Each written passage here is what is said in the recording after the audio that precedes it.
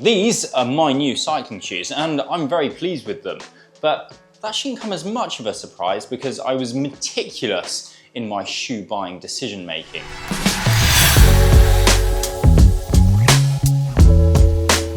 However, new shoe day isn't quite such a slipper-like experience for many people, and so we thought we'd share some of the buying mistakes that we've made when it comes to cycling shoes and get some expert advice from a professional bike fitter here at Synergy Performance.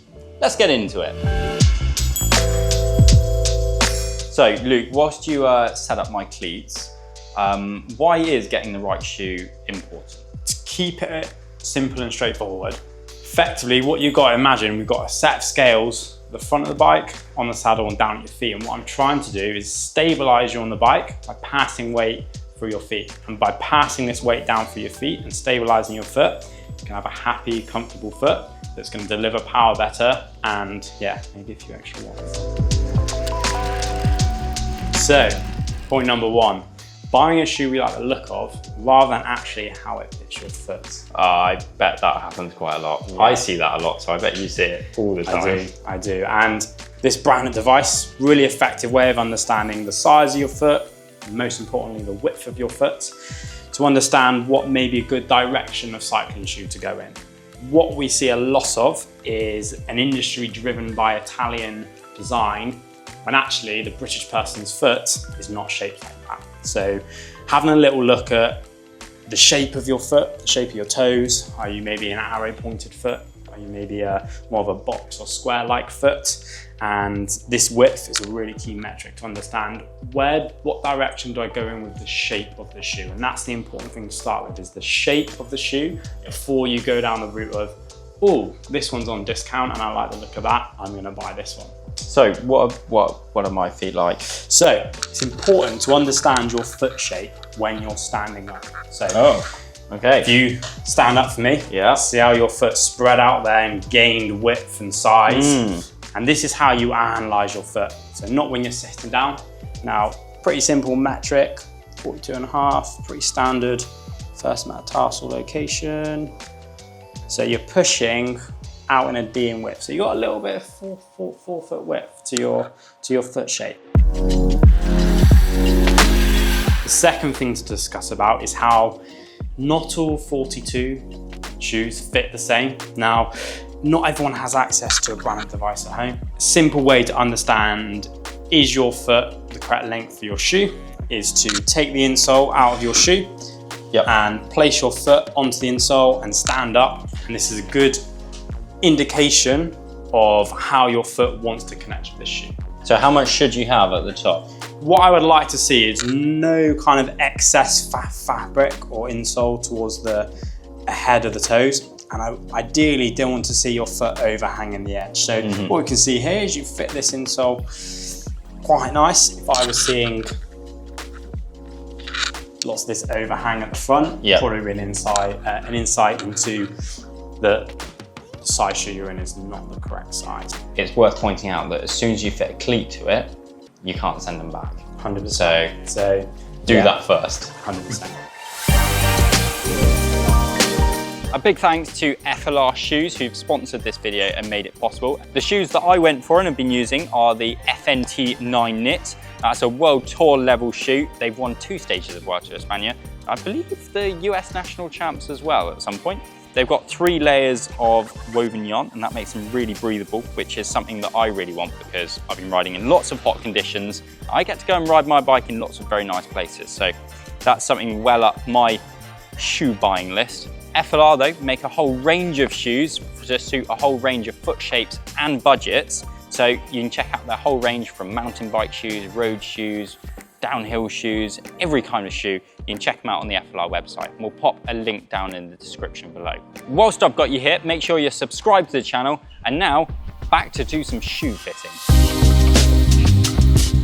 Point number 3, sizing up to accommodate a wide foot. I see it all the time where people maybe wear a size 42, 43 trainer and they assume that that's the size of their foot, whereas actually they may be a smaller foot, but they need more width in the shoe. I mean, I can quite see how that would be a problem, but what are the consequences of buying a shoe that's the wrong size? Inherently, this is a very poor lever.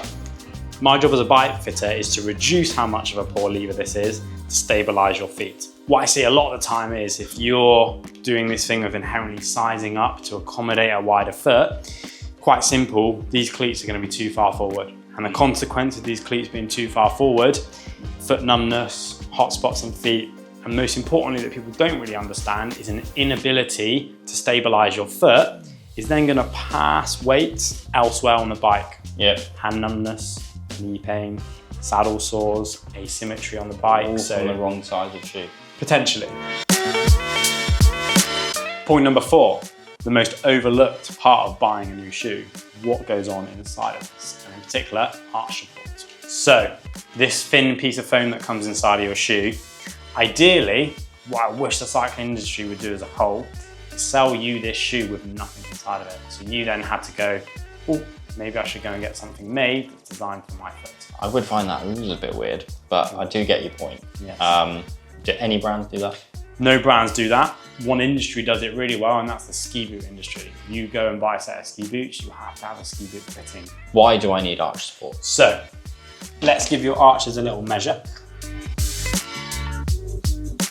You're pushing around about 25 mil of arch height. Not uncommon, I see that a lot. Anywhere from sort of 20 to 25 mil is really quite common. Now, here's a pretty simple representation of what your foot is doing inside of this shoe. Your foot is basically not touching all of this space here. Now, this stiff carbon sole, this is not gonna mold up to your foot. Your foot, this is rigid. It's my job to get your foot to touch the bottom of this. One, we can get more of your foot touching the bottom of this. Delivering power and stabilizing your foot is gonna be far easier. What I tend to say to people, if they've got a budget of £300 to spend on a shoe, it's better to put £200 into the shoe and £100 into a custom insole. And that's why insoles is simply the best bang for buck upgrade on your bike. Right, so I've got my new shoes. I'm ready to go. Definitely not yet, we can still mess it up. So this next point, we're going to be talking about cleat setup and a little bit about something called foot correction.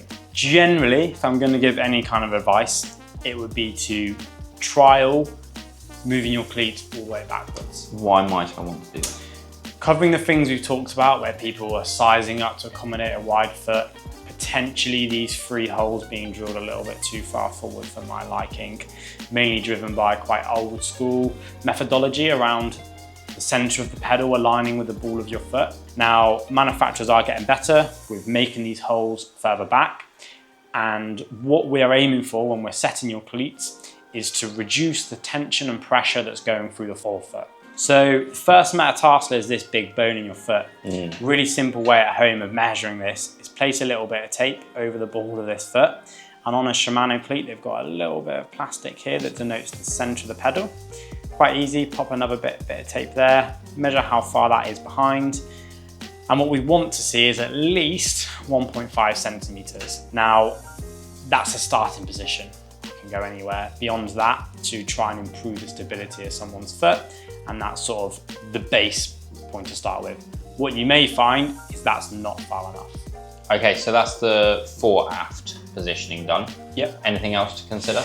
There are a few more things to take into consideration. How this, basically the shift in this cleat inwards and outwards is going to affect how far away your foot is from the pedal. Now, a really simple method at home, you can understand this, is just let your foot dangle over maybe the surface of the sofa or a table and just look at how your foot falls. Okay, so if I sit on like a high counter. Yeah, for sure, yeah. And if your foot naturally falls quite heel in, or your foot kind of splays outwards, it may be a good indication that this is how we're going to want to set your cleats up. Now, this is not a how to set your cleats video.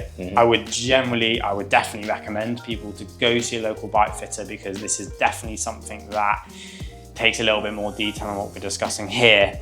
So basically, to bring this back to shoe buying advice, obviously when you buy a new set of shoes, they don't come with any cleats on. So take your time to carefully position those cleats, otherwise you buggered it.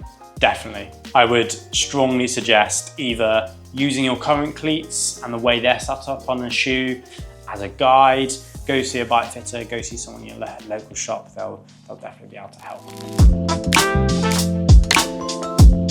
So, to conclude what we kind of covered, your feet are the most important connection point with the bike, so it's definitely worth investing a little bit of money, but a little bit of time in making sure you are in the right shoe.